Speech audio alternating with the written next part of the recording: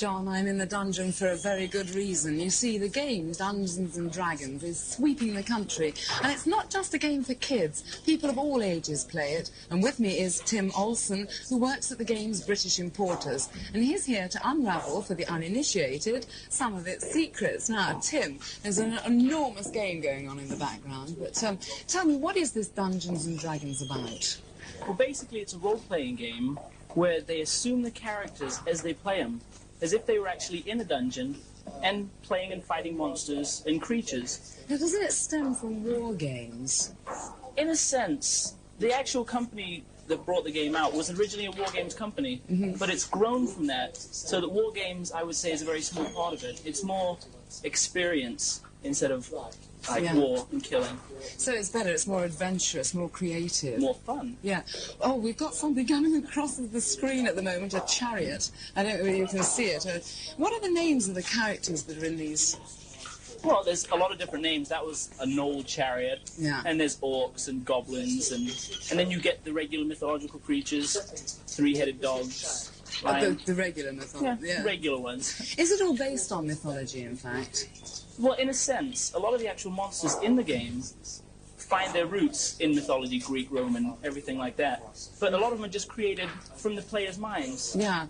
Now, we've got... What's this coming across? We've got a dragon playing a saxophone. No, that's a joke. That was just a fun figure done for the shop.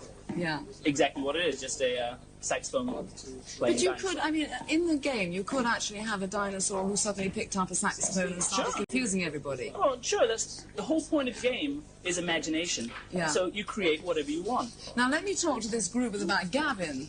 Gavin, you are the dungeon master. Yes. Now, what does that mean exactly? Well, Dungeon Master is in charge of the dungeon. He's the one that draws up all the dungeon and populates it with monsters. Do you get it from a book, or do you make up your own dungeon? Well, you can buy dungeons from a book, but this particular one I've made up myself. And it looks as if it's pretty difficult. John, tell me, has he made up a really difficult dungeon? Difficult, yeah. Are you lost? Yeah. What's the name of your character? Dengor. Dengor. Where'd you get that from? I just made it up. Is he good? It's pretty good, yeah. Pretty good. What's the trick up your sleeve about your character? What's his really special characteristic? Well, I use magic. Fine. Rick, what do you use with your character? Just use sheer strength. Sheer strength? A fire character. Now listen, does this sort of reflect a bit of your own inner personality? Or would fantasy personality? Well, I think it's just a fun game. Yeah. Now, John Paul, I have to call you John Paul because the other one's John, right? Yeah. John Paul. How long is this game likely to last? It can last any length of time, just as long as your character's life is still alive. So your character... Tim, this is frightening me. Your character can die. Now, how does your character die?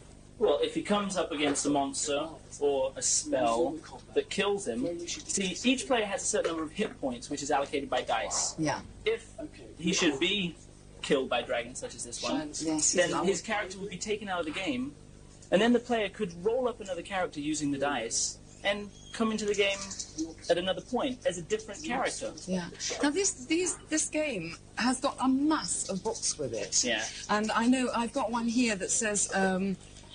Kishi Jotun is from the Japanese mythos, and the words are absolutely lovely. The use of words, you've got dexterity, her special defenses, magic resistance, alignment. She is a goddess of luck. Do you think this is a good game to learn language with as well?